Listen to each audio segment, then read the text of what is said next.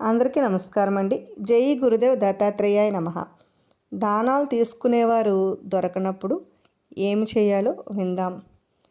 గ్రహములకు పూజలు జపములు చేసినప్పుడు తర్వాత ధాన్యదానం చేయాలి.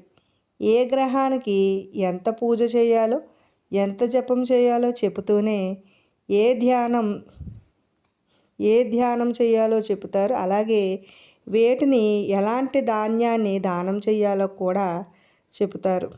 ఆ ప్రకారం విస్తరాకులో ధాన్యమును ఉంచి తూర్పు దిశగా ఉండి సంకల్పపూర్వకంగా దానం తీసుకునే వ్యక్తికి ఇవ్వవలను.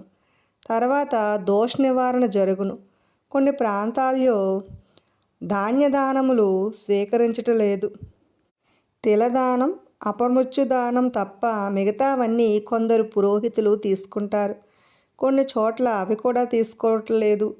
అందువల్ల దానం తీసుకునే వ్యక్తులు దొరకలేనప్పుడు పూజ అనంతరం దానం ఇచ్చినట్లుగా సంకల్పించుకుని ఆ ధాన్యమును జీవనది లేదా పారుతున్న కాలువలో కలపవచ్చును.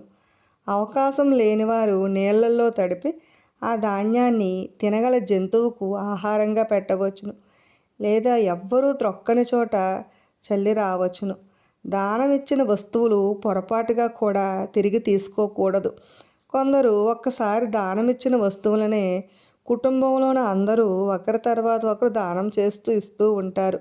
దీనివల్ల దోషం పోకపోగా మరింత దోషం కలుగుతుంది. వీటికి కూడా అవకాశం దొరకలేనప్పుడు నానబెట్టిన మనం ఏ ధాన్యాన్ని అయితే దానం చేయాలనుకుంటున్నామో వాటిని ముందరి రోజునే నానబెట్టి వాటిని పెరట్లోని మొక్కలకు కూడా వేయవచ్చును. విన్నారు కదండి. ఇటువంటి మరెన్నో ఆసక్తికరమైన విషయాల కోసం, మరెన్నో మనకు తెలియని విషయాల కోసం మా ఛానల్ని సబ్స్క్రైబ్ చేసుకోండి. Thanks for watching.